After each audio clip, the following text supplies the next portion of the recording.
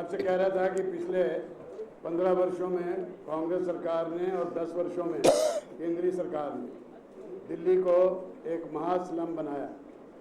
Delhi rape capital है, crime capital है।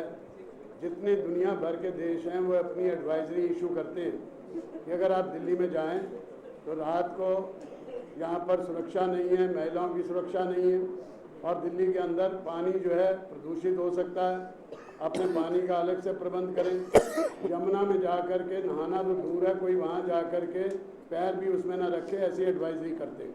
Bharatiya Janata party Delhi को एक वर्ल्ड क्लास सिटी बनाएगी और उसको बनाने के लिए और यहाँ पर क्राइम जो है उसको पूरी तरह से समाप्त करने का प्रयास किया जाएगा। अभी मित्रों, जो कुछ बातें आपके सामने, बहुत सी बातों का जिक्र कर दिया। पूरे राज्य का दर्जा 2003 में अडवाणी जी ने बिल रखा था, परंतु वो क्योंकि प्रणब मुखर्जी उसके चेयरमैन थे कमेटी के, उन्होंने उसको वापस नहीं लाया और फिर उन्होंने इसको भूल गए। तो दिल्ली को पूरे राज्य का दर्जा दिलाना ये हमारी प्राथमिकताओं में भी। अभी हर्षवर्धन जी ने इसका जिक्र किया कि यहाँ पर जो हमारे टूरिस्ट प्लेसेस हैं, परंतु आपको आश्चर्य होगा, दुनिया के छोटे छोटे बहुत से शहर हेरिटेज सिटी बन गए। दिल्ली आज तक हेरिटेज सिटी नहीं घोषित किया गया अंतर्राष्ट्रीय स्तर पर यूएनओ की तरफ, उनकी तरफ से, और ये हेरिटेज सिटी दिल्ली को बनाया जाए और दिल्ली में जितनी हेरिटेज साइट्स हैं इन सब का इतना विस्तार किया जाए। अभी तो वहाँ पर इतनी बुरी हालत है कि वहाँ पर टूरिस्ट जाना भी मुश्किल होता है।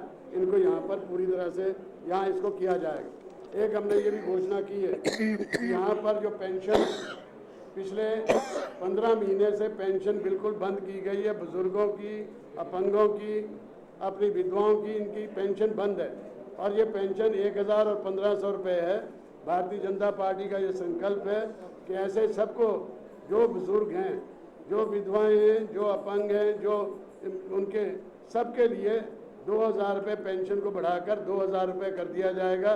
ये भी हमने इसके अंदर घोषणा की है। एक बात को जो डॉक्टर साहब ने इसको चलाया था कि यहाँ पर 25 ऐसी दवाइयाँ हैं जो ज़िंदगी पैदा होने से लेकर मरने तक बहुत ही आवश्यक है।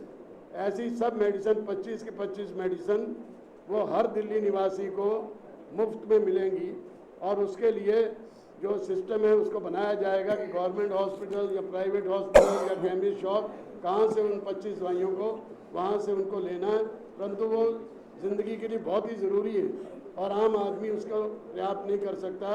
ये भी हमने अपने मैनिफेस्टो में इसका जिक्र किया। हमने ये भी जिक्र किया कि generic medicine fair price shops पर उनको मिले ताकि वो बहुत महंगी जो होती हैं उनको सस्ते में उपलब्ध कराया जाए। आजकल प्राइवेट हॉस्पिटल में इलाज कराना असंभव होता जा रहा है और इतना महंगा होता है, तो सारे हॉस्पिटल्स के अंदर सब दिल्ली सरकार के अपने हॉस्पिटल इतनी मात्रा में खोले जाएंगे, नए कॉलेज बनाए जाएंगे। यहाँ पर ईस्ट दिल्ली में एक यूनिवर्सिटी स्थापित की जाएगी, इसका भी हमने इसके अंदर किया है। जो 1984 के दंगा पीड़ित हैं, इनके लिए सुप्रीम कोर्ट की निगरानी में एक यहाँ पर SIT ये बनाई जाए, इसका भी उल्लेख हमने किया है। और सबसे महत्वपूर्ण बात यह है कि लोकायुक्त जो संस्था है इसको इतना पावरफुल बनाएंगे। जो लोकायुक्त है, लोकपाल बिल तो पार्लियामेंट ने पास कर दिया, परंतु लोकायुक्त जो दिल्ली का लोकायुक्त बिल है उसको इतना पावरफुल बनाया जाएगा। एक यहाँ पर हर घोटाले के लिए एक टेलीफोन नंबर दिया जाएगा और उसको लेकर के दिल्ली को प्रदूषण मुक्त करना, दिल्ली को यहाँ पर भ्रष्टाचार मुक्त बनाना और दिल्ली को यहाँ पर इस प्रकार से पूरा इसको किया जाए। इसके अतिरिक्त DDA और दिल्ली प्रशासन पुलिस ये भी हम चाहते हैं कि दिल्ली सरकार के अंतर्गत आ जाए और इनको दिल्ली सरकार के अंतर्गत लाने का है। जो हरियाणा से हमारा समझौता हुआ है पानी का, वो हरियाणा से समझौता आज तक पूरा नहीं किया गया। दिल्ली को पूरा पानी उपलब्ध हो जाए और वो पानी दिल्ली का जो है दिल्ली को मिले, शुद्ध पानी हो, इसका भी उसमें अंदर प्रयास करना। अनुसूचित जाति और जनजाति उनके यहाँ पर पूरे पदों को भरा नहीं जा रहा, उनके सारे पदों को भरा जाएगा, समय पर उनका पदोन्नति की जाएगी। ये भी इसके अंदर हम लोगों ने इसका उल्लेख किया। और यहाँ पर दिल्ली में पिछले 10 साल में एक भी मकान नहीं बना। 1 लाख मकान यहाँ पर मिडिल क्लास के लिए प्रतिवर्ष बनाए जाएंगे। 1 लाख मकान जो अनऑथराइज कॉलोनी और दूसरे उनके लिए 1 लाख मकान बनेंगे। झुग्गी झोंपड़ी वालों को उसी जगह पर मकान बना करके दिया जाएगा। ऐसी सब बातें हमने मैनिफेस्टो में लिखी हैं। ये मैनिफेस्टो आपको दिया है। एक मैनिफेस्टो हमारा केंद्र का आएगा, जो उसमें इनकम टैक्स और दूसरी बातें जिनका उल्लेख हमने इसमें नहीं किया, जो ऑल इंडिया बेसिस पर किया जाना, वो होगा हमारा ऑल इंडिया मैनिफेस्टो के अंदर, उसको दिया जाएगा और वो भी 2-3 दिन में हमारे सामने आ जाएगा। तो जो बातें हमने इसमें उल्लेख नहीं की हैं और ऑल इंडिया बेसिस पे होनी है, वो ऑल इंडिया मैनिफेस्टो में होंगी।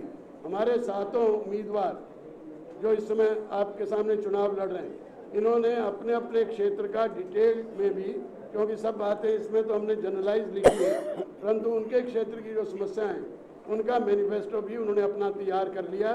वो भी तैयार करके आपको एक आध दिन में वो भी अपने अपने क्षेत्रों में दे भी रहे हैं, बांट रहे हैं, और ज़्यादा उनको दे दिया जाएगा। वो इसको अपने अपने क्षेत्रों में पूरी तरह से बांट देंगे।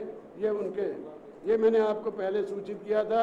आने वाले 3-4 दिनों में जो मोदी जी की मीटिंग है, वो 7 अप्रैल को शाम को 5 बजे रामलीला मैदान में, उसके अंदर प्रकाश सिंह बादल साहब चीफ मिनिस्टर पंजाब, वो भी उसके अंदर वहाँ पर आएंगे।